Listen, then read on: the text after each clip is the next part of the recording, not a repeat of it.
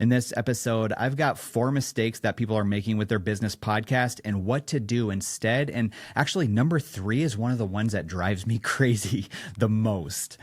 This is the Video Lab show, and I'm your host, Caleb. This show is all about video marketing, video content, and video platforms. And we find a lot of times that people don't know where to start with video. They don't know how to stay consistent, and they don't know how to grow it to reach the people that they actually want to reach. And so a podcast is one of the best ways right now in 2026 for people to actually get that video content out. And did you know this? According to marketing research, only 8% of podcasts make it past episode 10. So if you avoid these mistakes that I'm about to go over in this episode, you'll not only make it past episode 10, but you'll have a podcast that will create incredible awareness. It'll build a deep trust with your ideal customers, and you'll have a video ecosystem that will actually grow your business. So when we talk about podcast mistakes, what are we actually talking about? So mistake number 1 that I see companies making with their podcasts is that they're not fully understanding what consistency means. There's a lot that goes into consistency, and consistency means more than just how often you post. So yes, you do want to have a consistent posting schedule, but it goes deeper than that.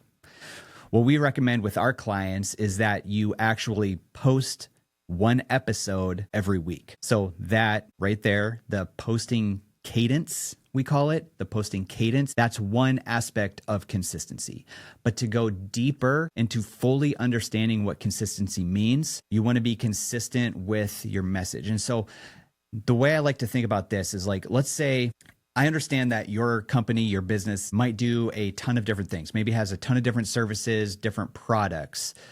But what is, the main pain points? What are the main pain points that your customers are facing? Those are the types of content that you want to speak into. Those are the messages that you want to keep hammering away at over and over and over and over again. So consistency in the posting cadence, consistency in messaging, communicating your message over and over. And here's what I really like about this too, about the podcast in particular and the video aspect of a podcast, is that you are able to create a ton of content just from 1 episode. And the best part of that is everything from that episode has the same message. All right, so we're talking about the pain points that your customers have, but then every piece of content, the blog post, the newsletter, the infographic, all your LinkedIn posts that come from that episode all have the same message. And so it's like this, not only content that compounds over time, it's the message that compounds over time. And really some of the people that are finding the most success with business podcasts are kind of becoming known for maybe 1 or 2 things. So it might be maybe you're a real estate agent that specializes with first-time home buyers. Every message, every episode that you talk about is some aspect of the first-time home buying experience, or maybe a selling experience or somewhere along those lines. So consistency means more than just how often you post. It's consistency in messaging. Another piece of this consistency is like consistency in the look of your videos as well. Consistency in how you show up on camera. So there's different aspects to consistency that you need to understand that goes deeper than just how often you post. The second mistake that I see a lot of companies making with their podcast is they're trying to sound smart instead of just speaking to the right people. And so what do I mean by this? I think a lot of times we get on camera and we're like, you know what? I'm maybe it's subconscious, but I'm just going to try to impress my peers, or I'm going to try to impress others in my particular industry, whatever industry that might be.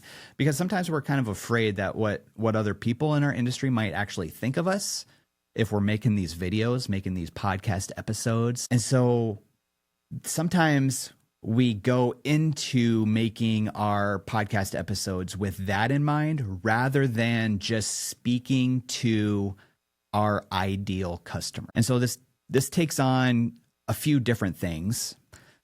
A lot of times we'll start, like I said, trying to be just smart and using a lot of like insider industry language or jargon to make us sound smart among our peers. And I understand the fact of like, yes, you want to sound like you know what you're talking about to your customers. But a lot of times your customers don't know the lingo in your industry. They don't know exactly the language that you use or the jargon that you use amongst others in your industry that you might be talking to. And we kind of have to be careful because we're not like, oh, our customers are so dumb, we need to talk down to them. That's not what I mean, but you do need to simplify your language when it comes to your podcast episodes. A lot of times we're wired as humans to not want to, like, we want to avoid mistakes. We don't want to look dumb. And so sometimes it's as simple as speaking into like, hey, you know what? You don't want to make these mistakes when you're looking for this house if you're a first-time home buyer. You know, going back to that example, you don't want to make these avoid these mistakes when you're looking for a new house. And so a lot of times I recommend people speak to, and I try to do this a lot as well in some of my videos, is like, honestly, you need to talk to people like at like a 3rd grade or 5th grade level. And the only reason is because a lot of the people that might be looking for the answers that you have, they don't know your insider language. They don't know the jargon. I think another thing that happens a lot when we have our podcast and we're trying to sound smart instead of just speaking to the right people, I feel like a lot of times we feel like we need to have a guest on every episode. But here's the thing, people are coming to you for answers.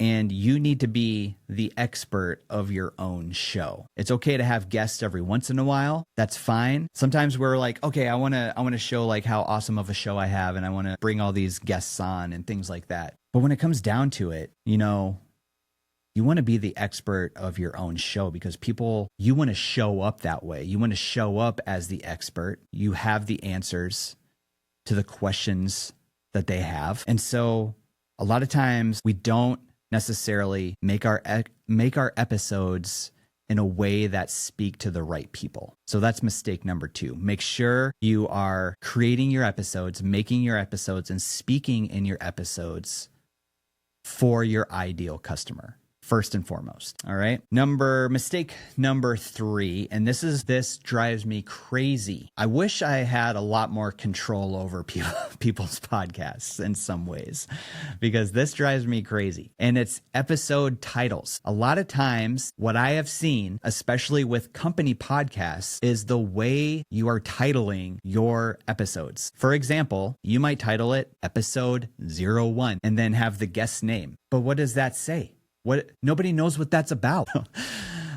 So you need to remember that you are solving customers' problems. So your titles, the titles of your episodes, should reflect what is in your episode that they're seeking. You have such an opportunity to show up in search results. If people have a question, understand that. And here's a good thing. Like, go and research some of the top podcasts out there and look at the titles of their episodes. And so, yes, you can have a guest, and that's fantastic. How to prep your house to sell. Like, if you're selling your house for the first time, here's how to prepare it. Or maybe going back to the first-time home buyers, 5 things that you need to look for in a new house if you're a first-time home buyer.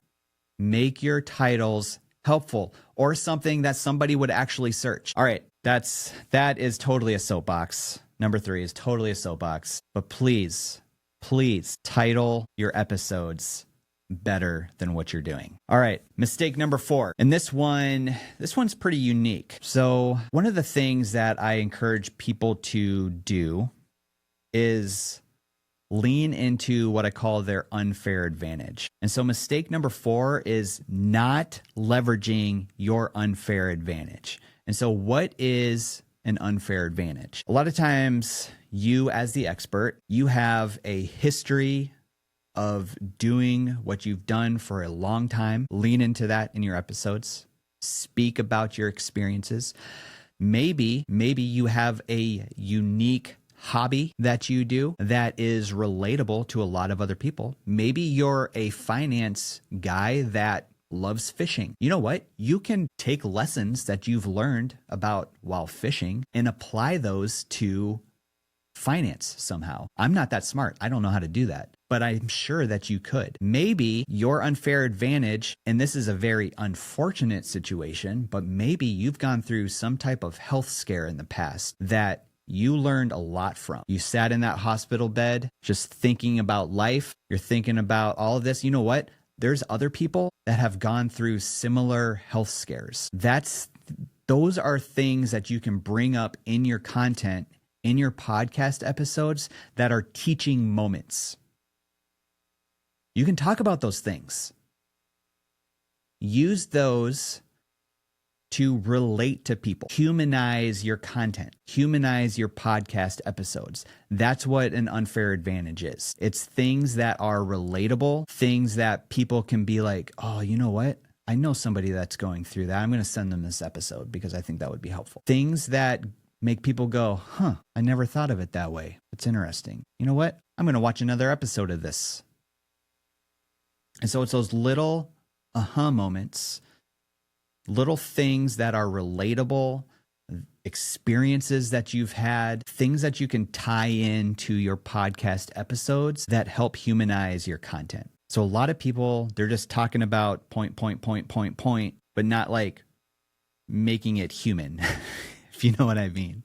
So lean into your unfair advantage. And this might take some time to think through of like, what would I consider my unfair advantage? So take a little bit of time, before you record your next episode and think about something that maybe part of your education, maybe an experience that you've gone through. How can you leverage those in your podcast episodes? So those are the 4 podcast mistakes that I see a lot of companies making right now. And I think that if you are able to avoid these mistakes, you will have a much more successful podcast that reaches more people and generates more leads and builds more trust. In this video that's popping up right here, I go through a whole blueprint on how to make video content that reaches the right people. I'll see you over there.